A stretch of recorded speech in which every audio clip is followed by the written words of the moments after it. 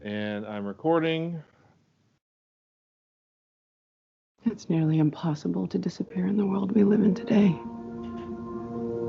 There are too many people like you who can bend it to your will. Too many with bad intentions. We don't have all the answers, but we do have purpose. And you're going to help us.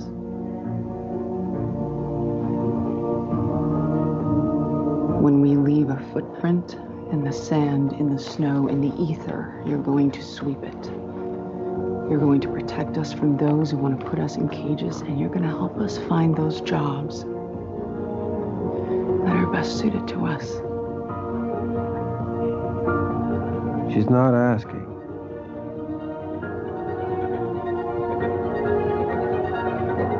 I'd be on it. Then let's go to work.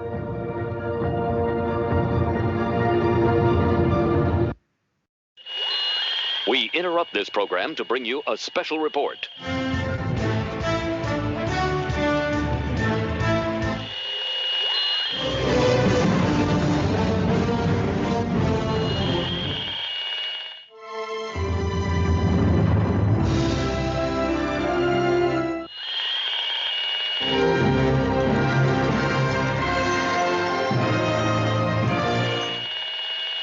This is Cheapseat Reviews.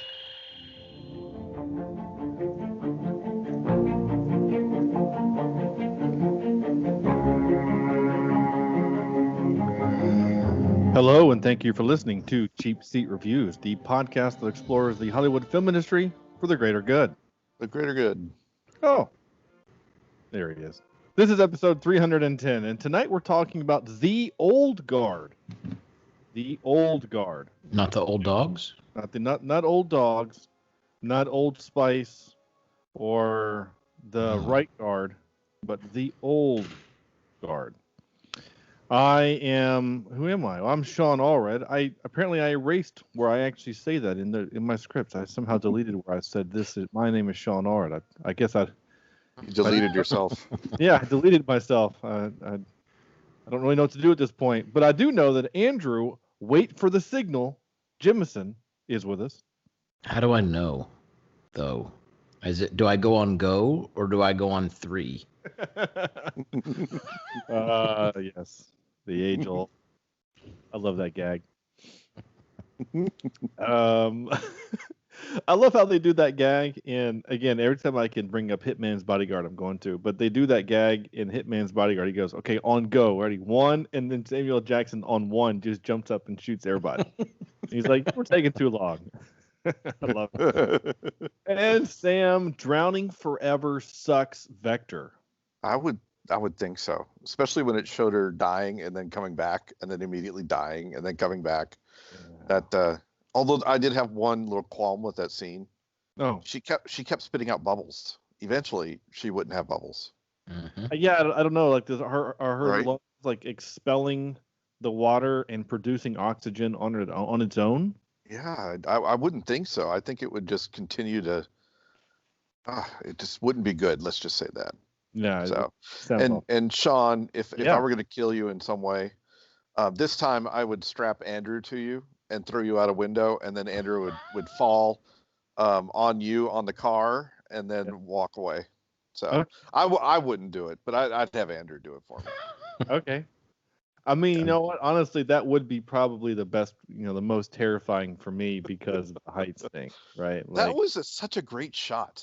I don't know what about that shot. I enjoyed that in this movie. I was like, oh wow, that you could feel it. Oh my gosh. Yeah, how they filmed it, I'm not sure, but yeah, the camera guy went with them on the ride, so that was pretty cool.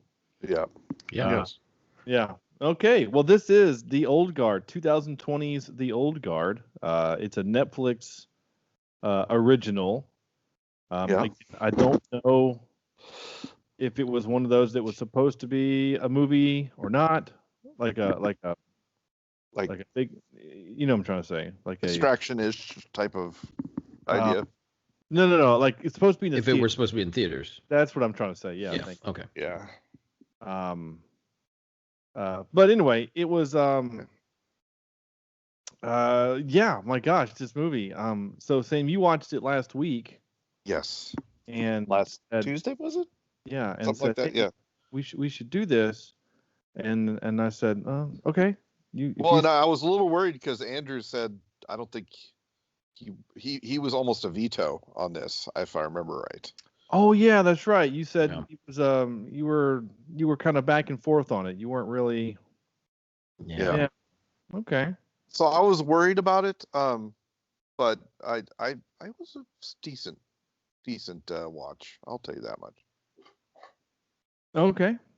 Yep. Well, I'm looking forward to hearing what you guys have to say because we already had some opinions on the Facebook page that people had about this movie, and I thought that was really cool that people have seen it and we're kind of comparing it to other movies that we've watched recently. And all I'll simply say is that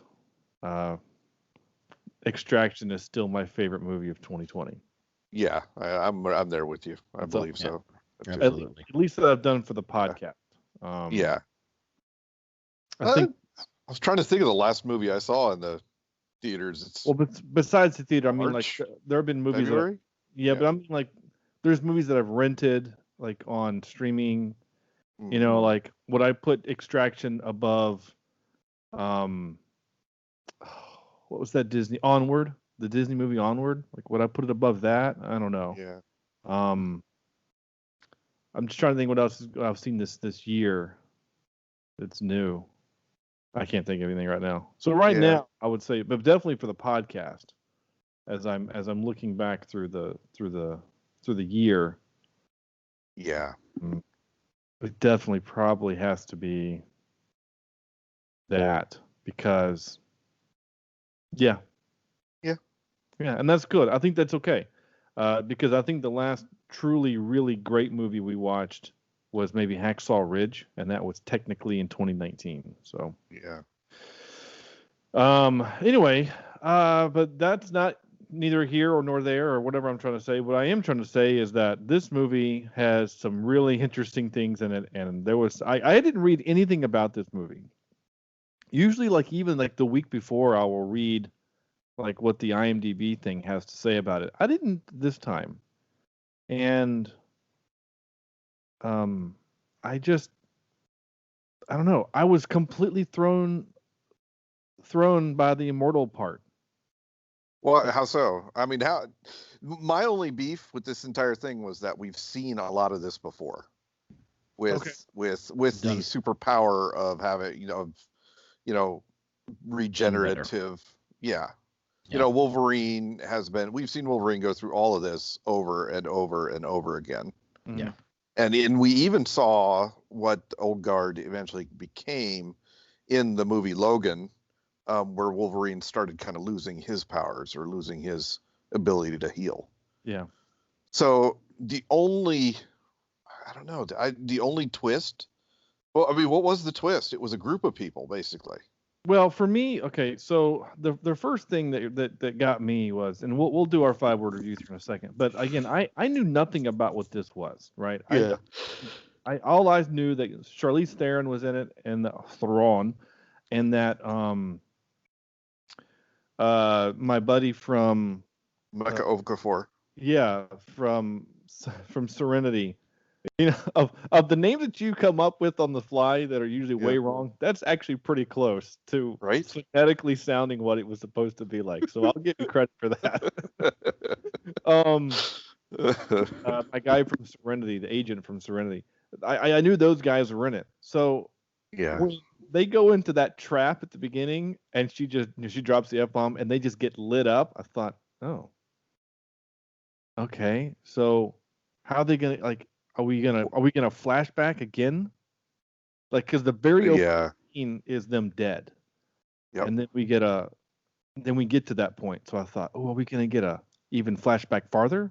But then they stand up, and I go, wait, what the heck just happened? Because I had no idea that was about to happen.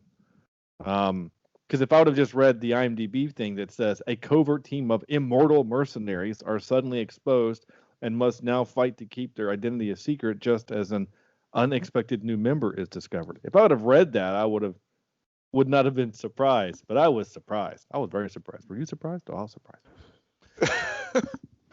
When the podcast host starts talking to himself, I think it's another one of those. There might be some problems. Yeah. One of those Eddie Izzard things. If Chad were here, he'd be all over it. Or corny. Yeah. So Sam, what is your 5-word review since I teased it a minute ago? It's not real good. I just have this one tonight, and it's basically Extraction meets some New Mutants. Okay, that's fine. So, I mean, in on my mind, I enjoyed this movie. Don't get me wrong. I thought it was fun. Ooh. I liked the storyline. Hang in there, Andrew. Oh, Andrew. Hang in there, Sam. Sam, you're in your bathroom again. Yeah, your microphone just switched. And they have the training it takes to go forever. You can't hear us. Are you? I'm trying to point to my headset. He can see us. We can't hear you, man. So then, I mean, long story short. There you go. How long was I? When did you hear? Just no. When we heard, we could still technically hear you, but it just switched over to your camera mic. So you went from a microphone that's 6 inches away to 10 feet.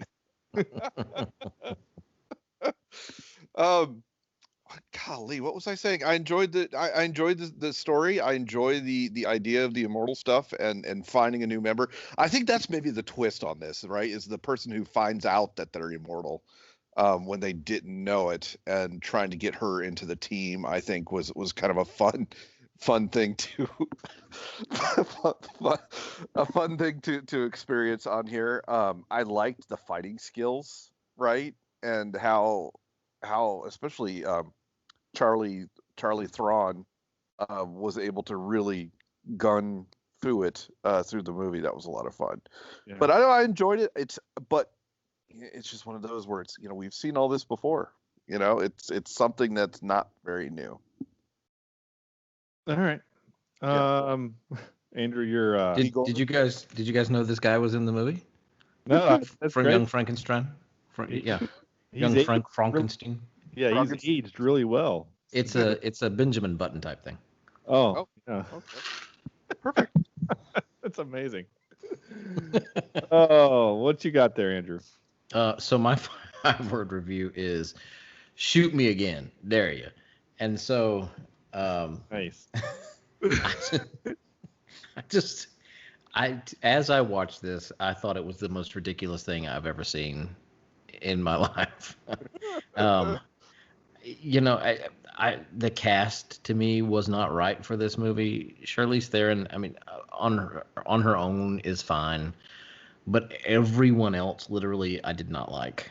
The main girl, I guess the new girl who finds out she's forgettable. I honestly, until I looked at IMDb today, I watched this, last week, and I had forgotten even what she looked like or everything about her, except that she has dreadlocks, and that was about it, She had dreadlocks?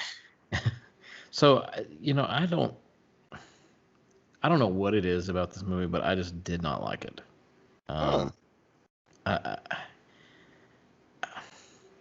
The bad guy, the main guy from Harry Potter, Big Ears, whatever his name is. No offense to those of you out there. Big Ears. Nelson, or not Nelson. What was his name? Harry Potter. He was the no arm, no leg guy from from Ballad of Buster Scruggs. Yeah. I mean, I thought that it wasn't believable in a sense. We've seen actors. We've seen what's the guy in the Superman that played Lex Luthor? Shrimpy guy. No, Eisenberg. Yeah, Jesse Eisenberg. I mean, we've seen people, that don't really fit the role, and I guess Samuel L. Jackson tried to do it in The Kingsman, but he, as playing a nerdy type, still isn't a scrawny nerdy type, and I think maybe we've seen him in so many things that we have a predisposition to how we think of Samuel L. Jackson. But I just didn't buy it. I didn't buy any of it. I'm with Sam in the fact that I've seen it before and I've seen it done better. I just didn't like it at all. I mean, there was in my opinion, no redeeming qualities. Oh wow! So that, yeah. Okay. A damning report from Andrew. Yeah. Wow. I almost feel obligated to defend the movie for some reason. I don't know why. I don't particularly love it. I didn't dislike it as much as you did. But I also I watched it last night, so it's not like I've had a week and a half to mull over how much I disliked the movie. But I had fun with it. Oh, my 5-word review. Yeah. Gunfight meets dance choreography. So the scene where I'm specifically talking about is, and I thought it was so cool how they filmed it, is when they're basically after Niall has saved them from the Dursley and they're making their escape. Just the interplay that they have, it's like, because they've obviously been fighting together for hundreds of years, right? Mm-hmm. And they've kept up with the times with gunplay and things like that. And it was really cool to see there's a gun on the ground, so I'm just going to throw my gun behind me, and I'm going to pick this one up. And then I know that you're out of ammunition because I know that gun only holds 9 rounds. So I'm going to take this mag and throw it at you. Like, there was a lot of that happening in that kind of Sam Raimi quick motion camera stuff happening. And that stuff I loved.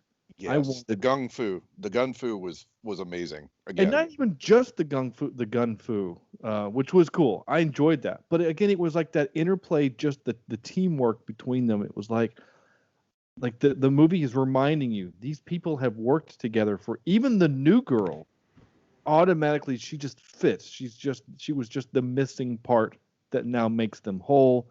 And I thought it was really clever, and I thought it was really good filmmaking. Again, I had no idea that this was the immortal part was a thing, so that took me off guard.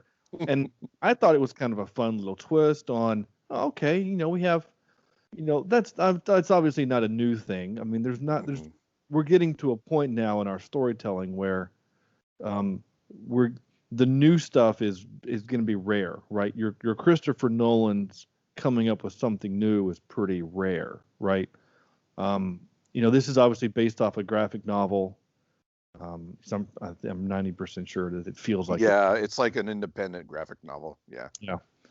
And I don't know. I had a good time with it. I laughed at some stuff. I didn't really feel any other kind of emotion about the movie. I mean, I don't know. It was fun. And then I think that's where I'm kind of between Sean and Andrew, where it was, I enjoyed watching it. I'm glad I did.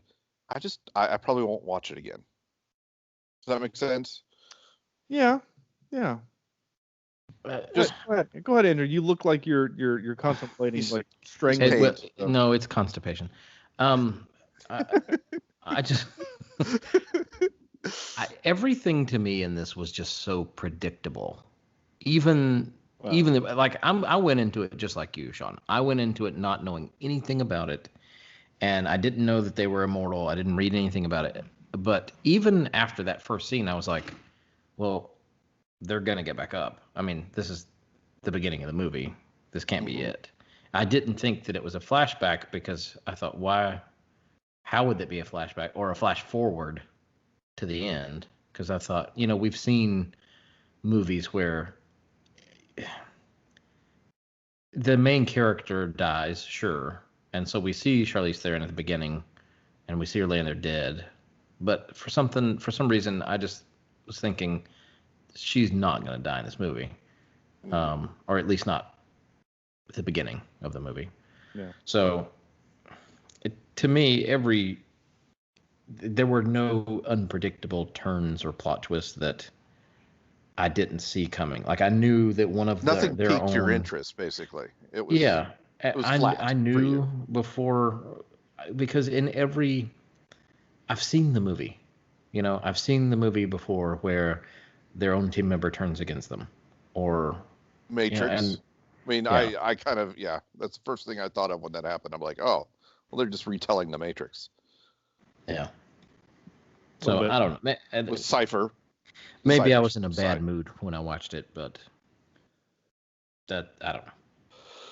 Well, yeah, you're not wrong in the idea that it's pretty predictable. So when I'm watching it with my wife, as I've become accustomed to doing, and she's calling it out. I mean, she just, as soon as Okafor came on screen, Sam, thank you for that.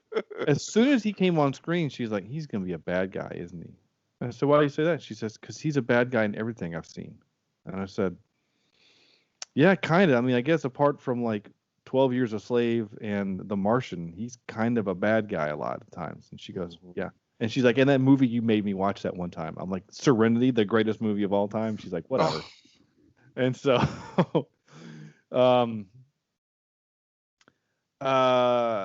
so she knew he was going to be a bad guy, right? Now at the end, he flips back, right? He's a classic trope of doing the wrong thing for the right reason.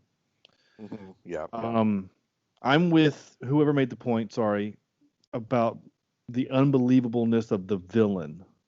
Yeah, Andrew mentioned that, and where he, why do they have to be over the top with the whole pharmaceutical CEO kind of thing? That's such a bad movie trope. That's the part I had the issue. I'm okay with that actor as being a villain because he kind of plays like a psychopath. I'm okay with him being a billionaire, whatever, who has the money and the resources to buy a personal army to do these things. And the fact that all these men are dying around him and no one really seems to he doesn't care. Right, doesn't really seem to care. Yeah.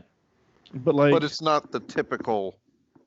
I guess my argument is that like he comes across as this evil, maniacal guy. I mean, I guess kind of ultimately, he comes across in the movie as, we made a cancer drug and we made billions off of it. Like, okay, he's doing it for the money.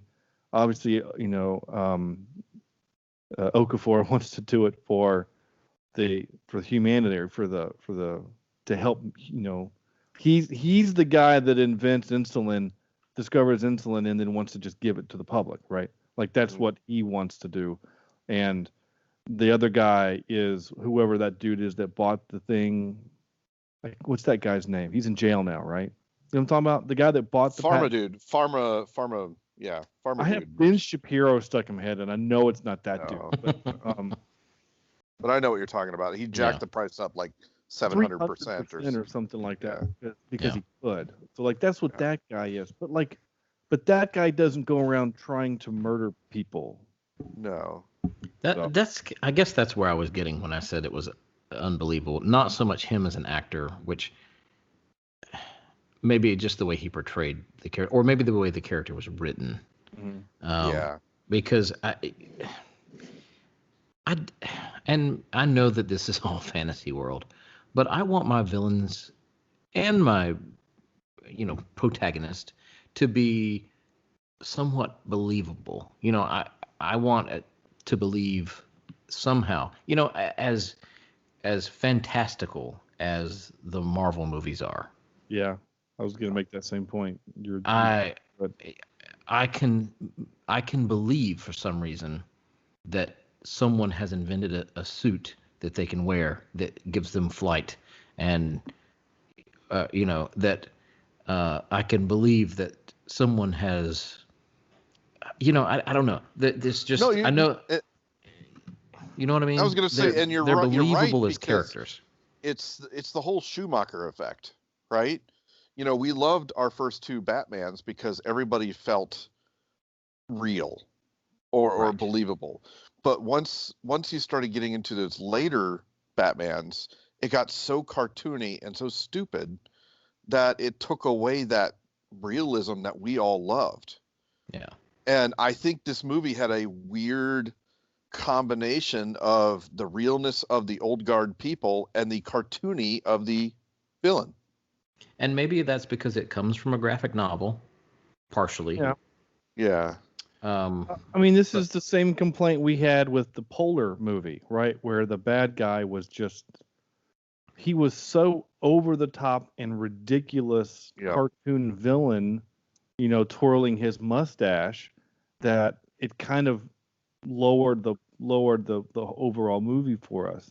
This dude, I don't want to spend much more time on this guy because I don't think he's worth it in this movie. It's a dumb character, but I didn't think he was too over the top. I thought he was a psycho, and I thought he played the psycho part well. Is he a cartoon character? Yes. And to your point, Andrew, specifically, we live in a post MCU world where even the most over the top villains in that realm are still kind of believable. They're not realistic, but they're kind of believable. Yeah. And I mean, we just watched an 8-foot purple guy beat up a bunch of people, and we never batted an eye at it. We didn't bat an eye because his motivation was believable. Yeah. It's almost relatable. You're like, I can kind of see why he's like that. Yeah, he is clearly he's not totally a psycho because he mourns for the death of Gamora. Spoiler. But you know what I'm saying? Like he's not so detached from reality. This guy is just out there, right? Yeah. So anyway, and maybe that's a trope that just needs to go away in Hollywood, right? The money hungry CEO, I don't know. Is that you don't want to get political, but Hollywood hates the big CEO, right? That's always a tropey and target. What I keep coming back to with that, though, is how believable is it that I don't think for a moment, and maybe he is, maybe I'm, as some people would say, a sheep, and I'm just following the whatever. But do you think for a moment that Bill Gates has ever thought to himself, you know what? I think all this money is great, and I want to kill people right now. Like I just have a sudden urge to just. Sure, anybody could go psycho. Anybody can just lose it, but I think a stable person is not going to end up making. An insane person rather is not going to be this. Well, I say that, and then I think about our president. So that's why I was about to throw that into the conversation. But see, the point you're trying to make, and I'll make the point for you. You don't have insane people become CEOs of successful companies. Although I will say, the statistics and the studies show that a lot of these people who become very high-paid CEOs have sociopathic tendencies. I didn't say they weren't sociopaths. They might be high-functioning sociopaths. Yes, there you go. Yeah. Sherlock Holmes. But my point is, and to Andrew's point, this dude is not just a sociopath, which he clearly is a sociopath. He literally is about to put these guys in a cooler and test on them for the rest of his natural life. He's willing to do that. He doesn't care about them. And the fact that lady doctor was willing to go along with it also always pisses me off in movies because it's like, there are enough sickos in this world that, she goes home at night and sleeps with her husband and thinks, yeah, my work is cool. I get to torture people all day tomorrow. I just, But then again, you look at the doctors in Nazi Germany trying to figure out how to, make stronger humans. So it's that kind of thing is believable to me. And if you look at the motivation, I can, and I'm not defending this guy at all, but I can see that he's got these quote unquote non-human subjects, right? They might look human, but you could view them as non-human. And he is trying to figure out a way to give people immortality, including himself, if he could figure it out. So I don't know why they didn't go down that path instead of the crazy. I don't know. There was motivation there that could have been used and would have been interesting if it wasn't made into the whole psycho CEO. Yeah, issue. I think we probably spent longer on this than we meant to. Well, in an otherwise movie that doesn't have a whole lot of new stuff to talk about, at least we can rag on old tropes, I think. Well, and I will say this about the dude to that point, Sam, is, and I think you're right. If the motivation by the villain is to, I want to become immortal like you, I want to know your secrets so I could be the next immortal and create an army of immortals so I can rule the world. You want to go that? Let's just do it. If you're gonna go all in on this guy being insane, then go all in, right? Or show a small scene of him at the hospital with a wife who's sick. Or show that his wife has a debilitating disease that only gets worse. But we have that character with Okafor, right? Like that's his motivation is to cure people. He's trying to cure diseases. The other guy just wants to make money. So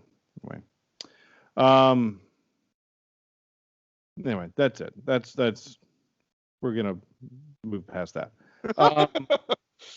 Got any clips for us?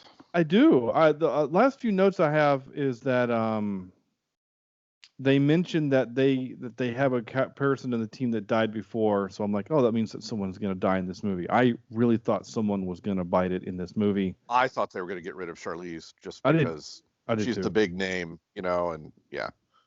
Yeah, I really thought she was gonna die at the end.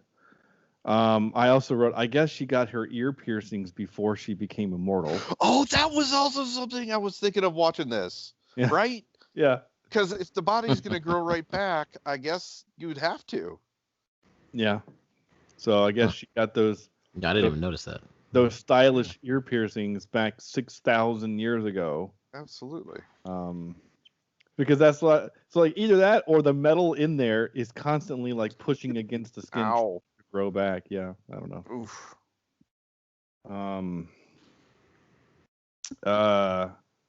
Did we ever? Oh, what is happening? My phone is being weird. It's now showing. I had a missed phone call from a plus sign.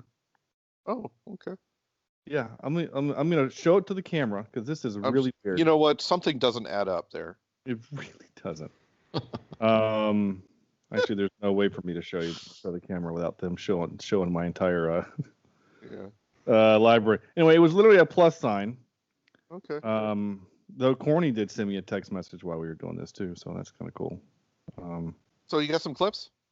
Yeah, I got some clips. Let's keep moving. Yeah. I'm hurting tonight. I know you're old. Here we go. Who are you? Andromacheus at the end. There you go. Spell that out for me. I had to look it up what she said. Who are you? Andromacheus at the end. I had to look it up because I had no idea what she said at all. And she's saying she is I didn't put the trivia I thought she said a drop kicked encyclopedia. You know what? That's actually probably pretty close to what she said. Yeah. She's saying she's Andromeda from, like she's saying day as in from, and then someplace. Cicada. Encyclopedia. I like encyclopedia better than where she's actually from. Stay here. Wait for my signal. What signal? What does that even mean? You'll know it when it comes. Let's move. Wait for the signal. How the hell can you even tell? Oh. There you go. I matched the two signal bits together. Yeah, so about that. I mean, really, do you know that's the signal? Or did the other guys blow up something? That's another trope that it's in movies a lot. Wait for the signal. How do I know? Away. Yeah. You'll know the signal when it comes. Yeah. You'll know it when it comes. Yeah, really? Okay, maybe.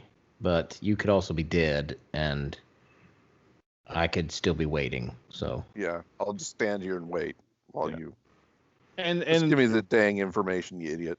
And the trope also is used as a punchline, right? It's not just wait for the signal. What is the signal? You'll know it when you get it. It's always that, and then the signal is something ridiculous and over the top. I'm trying to think. There's a scene in my head and I can't picture it, but they're like, wait for my signal. Like, well, how will you know? Or he says, I'm going to create a distraction. You need to go on my signal. And like, how will you know? And he says, you'll know when it is. And then it's such a huge thing that the people that are supposed to be taking advantage are going, huh, I guess that's the distraction. We probably should leave now. And they're just staring at it because it's ridiculous. I can't think of what it is now. That's going to drive me crazy for the rest of the night. They should really just do the opposite, right? Because no one ever sees the signal and then somebody just dies or something. Yeah, that would be kind of you know what I appreciate though, not in this movie, but Bacon. in yes, no. Think for a moment in Robin Hood, Prince of Thieves. Okay, right. He gives a signal to them when they're hanging all the people, and the signal is that the barrels explode. He shoots it with the fire, and the barrels explode, and then everybody comes into they storm the castle or whatever. But at no time did he say, this is gonna be, or wait for my signal. You'll know what it is. Like they just did it, and we as the audience, we know what the signal is. We know that was signifying this to happen. It's lazy writing. It's just lazy writing. I think, and you see that in these types of movies. I think typically, though, the difference is between Andrew's example, and there's probably another one he could use that I'm not thinking of off the top of my head, is that in the Prince of Thieves, like that was a planned ahead. Let's put it to pen and paper, and actually remember they actually drew all the things. Yeah, and they had the little. And this is a super improvised moment, right? And this is a moment, again, between two colleagues that have known each other for hundreds of years. So, like, when she says, wait for the signal, he knows what's going to happen. He knows at some point she's going to blow something up because that's what she's done for the last 70 years or whatever. So, as the audience, though, I feel like the director's kind of talking down to you, though. You know what I mean? To me, it's just another. It's a punchline, right? It gives the girl a moment to go, "What's the signal?" and then explodes behind her, and she goes, "Oh, that's the point, right? It's the action version of a pratfall." Yeah, I mean, it gives us some levity, I guess, but is it necessary levity? I don't think so. No, I don't think so. Yeah, because I was thinking, so we had Wonder Woman on the background on the TV. I was doing something, and the Wonder Woman was on TNT or whatever, so I was watching it. And it was another one of those moments where it was like, you need to follow the guy and let me know. And he's like, how are we going to let him know? And then the chief goes, I know how. And it was another kind of one of that moment, because they worked with each other. So he does little smoke signals, whatever. And then he says, hey, the smoke followed him. That's the chief. But that was used in a moment of earnest. It wasn't a punchline. It's not quite the same, but it's kind of like these guys that work together. We need to improvise a thing. But again, that's the difference. In that moment, it's a serious tone. They're not doing it as a pratfall, basically. I'm sorry, I interrupted your clips. Keep going. Sorry. No, it's fine. That's what they're for, so that we can continue to have this stuff. This is 27 seconds. I loved this. This, in my opinion, was the best writing in the whole movie, and I thought this was actually really good. You're a child, an infant. Your mocking is thus infantile. He's not my boyfriend. This man is more to me than you can dream. He's the moon when I'm lost in darkness, and warmth when I shiver in cold, and his kiss still thrills me even after a millennia. His heart overflows with a kindness of which this world is not worthy of. I love this man beyond measure and reason. He's not my boyfriend. No. Yeah, that is some what do you call it, writing. It's beautiful writing. I want to say impressed, but inspired writing. Yeah. I did appreciate that scene a lot. Yeah, I thought it was great. It's written well, but you didn't like the actors in it, did you? No, that's not it either. At putting myself in the place of these guards, I'm not gonna let him finish the story. Like, who's gonna sit there and listen to this entire sonnet? Which, again, beautifully written and well worded, But as a guard, I'm going to smack you with the butt of my rifle, and I'm going to say, sit down and shut up. Regardless of what, maybe I'm just a cruel guard. I don't know. But it's like these guys were at story time with Mr. Rogers. So I do like that. He tells him to sit down, and he's asking questions. He's like, "Stop talking." He's like, "What are you gonna do? Shoot me?" I mean, and then when they get to their destination and they open the door and all the guards are knocked out and they're just still sitting there and they're like, "Hey, do you mind taking these off?" And they grab them. I thought that was kind of fun too. I enjoyed that part. That was a little fun. Yeah. I mean, honestly, just the action, I think, is good for the movie. And though I don't want to certainly disagree with our good friend who posted on a Facebook page, who said that they liked this movie better than Extraction. I strongly disagree. I think Extraction is because the idea is that, I don't want to throw him under the bus, but he said, there's more acting in this. Yeah, there is more acting, but it's not better. No. It's not even good. Charlize is good. And the other was, the girl is good, and those guys are fine, but there's also a reason why we don't know who these guys are. I mean, they're foreign.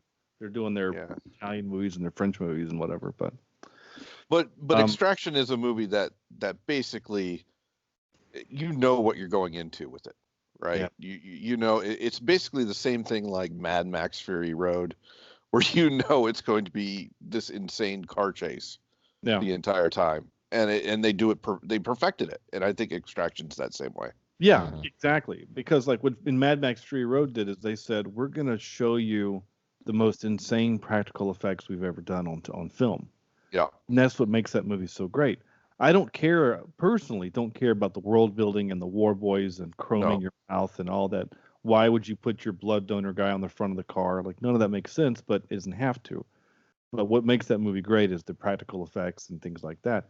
And that's what I love about Extraction is that, and not just that 12-minute one shot, but just the other stuff too. Is just the way they filmed it and the way they made it. And Chris Hemsworth is kind of awesome. So I just like hang out with that dude. Just have a beer with him. He seems like so much fun. I'm so glad they let him loose in Thor, because he just I love 3. It's so fun. I know people that actually don't like it, but Who? I'm not gonna say his name on the show, but he says, I don't like the fact that they turned Thor into like a bumbling schoolboy, and that he's around Valkyrie. And I'm like, I think that's kind of cool because it shows he's still relatable. Yeah, he's a dude. We've all been the awkward guy. He might still be the most powerful Avenger. Yeah. But he's still a dude that kind of has a crush on a girl, and I think that's kind of fun. But he didn't like that. He's like, he's not supposed to do that, and so anyway. He's a mouse. Yet in development, it killed 250,000 lab mice. Now, I didn't ask for their little permissions. I'm not going to ask for yours. He thinks you're a mouse, Mickey. He thinks you're a mouse. See, again, that's how they should be treating them, as specimens. But it feels so cartoony. It's just crazy. So I captured this line when I typed it in my notes to capture it. I kind of laughed when I went back and watched it again before, obviously talking with you guys and having this interesting conversation that we're having, and played it back. I thought, this is actually kind of bad. And I think what they're trying to do in this moment is like the Bruce Willis yippee-ki-yay MFer kind of, like they're trying to do that. But I don't think it works. So I'll play the clip, and I don't think it works. Do you think he speaks Russian? Play dead, mother.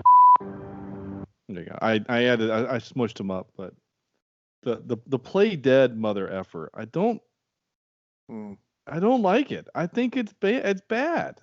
I don't get it. Is my point, right? I don't know. I know it's from the plane earlier. I know that it's from the plane where the Russian guy, she says to him, "Play dead." She fake shoots him. He pretends to play dead. They pretend to fall so she can get the jump on the girl and all that stuff. I get all that. But he, I don't know. It was a dumb line. It's a dumb line. It's a dumb line. Do you think he speaks Russian? Play dead, mother. It's just bad. It's bad. I feel bad for Charlize Theron to have to say it. It's the same in the end of Wanted when they get Sir Morgan Freeman say, "Shoot this mother effer." It's just bad. Some people just, I don't know. They shouldn't make great actors say bad things. Yeah. Okay. Here we go. And now for some more bad news. Ready? This one actually has some trivia, unlike a lot of the other Netflix movies we've done. The airplane fighting scene between Andy and Niall was the first sequence shot to the movie. Theron was nervous because it was the first week of shooting. The character was new and things were still being adjusted. And Lane, I guess, the Niall girl, because she had never done anything like that. Andy explained to Variety that it was done on purpose because the whole scene would set the tone for the whole relationship between both characters. That came out weird, but I hope you understand what I think that they're trying to say. They shot that first so that there would be kind of awkward between the two. The London Riverside pub that features in this movie is the famous Prospect of Whitby, otherwise known as the Devil's Tavern. It remains one of the oldest pubs in London, with the site dating back to 1520, making this a fitting place for the main characters to meet in London. Huh. Never went there. Do what? I've never been there. Oh, you went to London though, right? Yeah. According to Charlize Theron, Kiki Lane, the girl that played Niall, and Kiki Lane, most of the stunts were made by the main actors. So they did a lot of their own acting. And according to something, Charlize has stated to Mark Macklin that Andy is over 6,000 years old. So she's old. He's old. There you go. And I mentioned it earlier. Andy calls herself Andromeda of Scythia. Scythia? Scythia. Encyclopedia. Yeah, this matches the legend of the Queen of the Amazons, sometimes identified with Scythians. So, anyway. The other two women noted of that name was the wife of Hector and a victim of the Minotaur. So, there you go. Yes, time for this now. Excuse me while I whip this out. Yeah, we're going to do Immortals, movies with either immortals, or we use the Immortals asterisks with the idea that they would be immortal if someone doesn't kill them, as the basis for being the immortal. Because there are characters, like Sam mentioned earlier, I might steal someone's, but like Logan. If Logan doesn't have adamantium stuck in his body, he probably lives for maybe forever. Who knows? But so anyway, Andrew goes first. Okay. So at number 3, as I was growing up, my aunt was obsessed with this TV show, and it was a movie that I didn't know about until much later in life. And that is The Highlander. No, sure. Yeah. So that's number 3. Number 2, I have a little movie called Hook, and I guess you could include, Disney's Peter Pan in there if you want to. But essentially, these guys could live forever if they don't leave Neverland. If they stayed at Neverland. Yeah, that's a good. Yeah, and then number 1, Deadpool. There you go. Yay. Yeah. Nice. Right on. All right, Sam. All right, I've got my Wolverine, right? All the Wolverines would be my number 3. My number 2 is Thanos.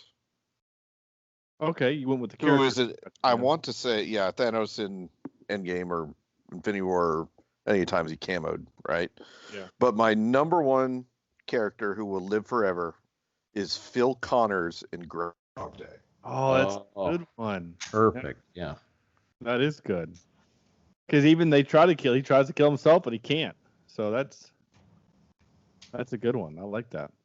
Just as my mic goes out, I hope you got that. Yeah, no, we got you. Groundhog Day. No, we were both admiring your cleverness. Okay. So I only had one lap over with Deadpool, so I'll move Deadpool down to my honorable mention and kick up into its place Blade. The vampire, yeah. Half vampire, half not vampire. I did have.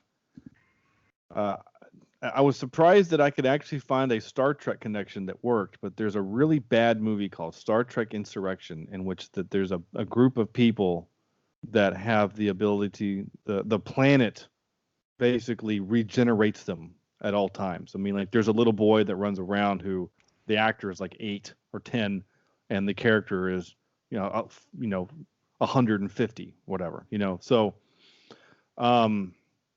that wouldn't be that bad to do for the podcast because it's a bad movie. And number one, I actually did Hancock, which also has Charlize Theron. Nice. I like Hancock. I think it's a fun movie. That's it. That's gonna do it for it. For that, what's supposed to happen? We're gonna give this movie a score. Andrew has left the screen, so I don't know where he is, if he's hiding behind Igor or not. So I'll let Sam go first. Sure. I'll come in. There he is. I'll come back real quick and say I'm going to give it just a solid 6.02 out of 10. Decent, fun weekend type movie, but nothing I'd really go after. Okay. What you got, Andrew? Well, sorry, I had to step away. My cat was meowing around loudly, and I thought he might, like poop in the floor or something. So IMDb gives this 6.7. I don't think it deserves anything near that. And I'll fight anybody that says different, but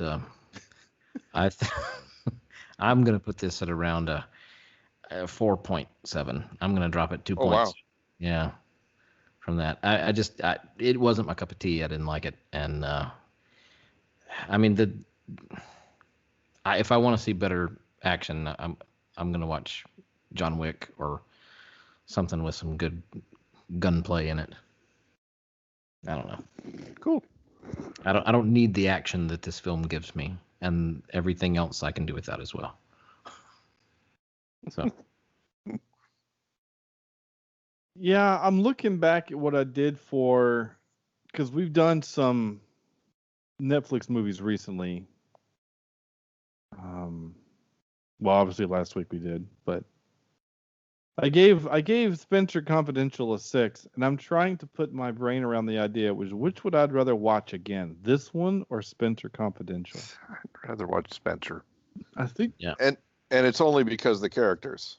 It really is. I think you're right, and I just want more of M'Baku. I just like him, especially when he scratches the cat into the side of that car. That just cracked me up. I gave Spencer Confidential a 6. So, though I think I liked this movie better than Sam, I feel weird that if I give it a score less than you. So, but by my own logic, I have to give it less than Spencer. So I'm going to give this a 5.9. Oh, wow. Good. So I'm just right underneath Spencer. For me, they're kind of interchangeable. Honestly, they're kind of. Yeah, they're weekend fun movies. You just stick it in, and everybody's happy for a little bit, but you forget about it later. There's a sexual joke in there. Very much so. Yeah. That's what she says. I didn't know where to take it, so I just kind of left it. It's almost like when you're playing softball and the ball it's so perfect. You're like, do I want to hit it long? Do I want to ground it past? Like, you don't know what to do with it. So I just said the obvious thing that came to mind. I I can tell you're tired because you don't normally let those kind of fly. That was great. Yeah. Oh gosh. So real quick story. I know this is off topic, but I figure we're probably closing up shop here pretty soon. But we have our freshman tours that we give for freshmen when they come to the high school for the first time, and so we had some come in, and I probably shouldn't say the kid's name, but I'm going to. But there was a kid whose name. Well, actually, I don't know if it was a kid or if it was like a brother, or older brother that might have been there with a kid, But there was somebody named Malachi there. Oh. And I could think of corny and corny. And so I was their tour guide, and I so wanted to at some point just go Malachi, but because it's not a word. I mean, it's not a name that you hear often. I did contain myself though and didn't do it because I thought that would be a rather inappropriate way to give a tour. That would have been funny though. Okay, well that's it. That's gonna do it for the show. Next week, we're gonna go kind of away from. Well, I shouldn't say away from the violent. The next movie does have some. I would guess it's rated R. It's probably got some action, some swear words, and some violence, especially since there's a guy on the poster holding a gun. But Sesame Street, the musical. No, we're not doing the Fuzz again. Return to Me with David Duchovny. We are doing Mr. Right. Mr. Right. Awesome. Anna Kendrick, Sam Rockwell. IMDb listed as an action comedy romance. So I think you got your little mousy girl in it that you like. So yeah, I like her too. I'm not like necessarily physically attracted to her like you are, Sean, but I like her as a person. Like I would. Oh, I would hang out with her. I would hang out with her. Yeah.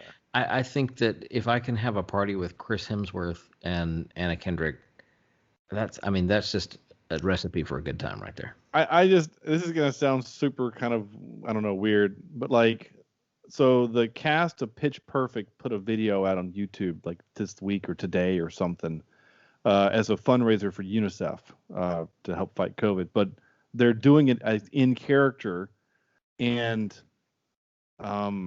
they even had Elizabeth Banks and the other guy that does the commentary for it, and they did like a Zoom call. No, not that. No. Didn't he die? No, you're thinking of somebody else. Okay. I know the guy that died, and I can't think of his name, but not him. It's like Wilford something. Yeah. But not that guy. Anyway. They did a show. So what my point was like I would want to hang out with the cast of Pitch Perfect. Yeah. You know what I'm saying? Like they all seem like a bunch of cool ladies to just kind of hang out with, and it fits that whole college ideal, right? Those are the parties that we enjoyed the most, is hanging out with those types of characters. Right. Yeah. They just seem like ridiculous people, and that would be a lot of fun. Yeah. So next week, Mr. Right. It will be wrong of us to do that. We've got some other stuff coming up. We got some, again, more violent movies past that. And we're actually getting to the time of the year where we're going to start thinking about October. Ooh. Crazy to just think. Documentaries about this year. Well, yeah, no kidding. We already have one movie that's been requested for us for October, and that's Gerald's Game. So we are going to do that for the Halloween movie stuff. Okay. But we'll add to that as we go. In the meantime, you can send us some love with your letters with typing. I can't use words right now. Gosh. cheapseatreviews@gmail.com is our email address. As of October 1st, cheapseatreviews.com will no longer exist. Oh. Go to a place to find all of our old episodes. cheapseat.libsyn.com is now our new website that has every episode that we've ever done backlogged. And frankly, that's the only reason why people would want to go to our website anyway, is to find our old episodes. So cheapseatreviews.com libsyn, libsyn.com. That's our new website. Please leave us a review. Be square, folks. Leave us a review, iTunes, Google Play, YouTube. I do have to kind of laugh. A good friend of the show, Stephen Honeycutt, left us a really sweet review. Unfortunately, he left it on our default Anchor iTunes page instead of for the main show. But it was very a nice review, and I appreciate him doing that. So be like Stephen and leave us a review just on this show, not the Anchor show. Facebook.com/Cheapseat Reviews, @CheapseatCast is where you can get us on Twitter. That's going to do it. This was fun. Thanks, Sam, for suffering through. We're all exhausted. It's the first week of class. First week is close, yeah. So on behalf of Andrew and Sam and all the kids that are learning via the internet, we'll see you next week.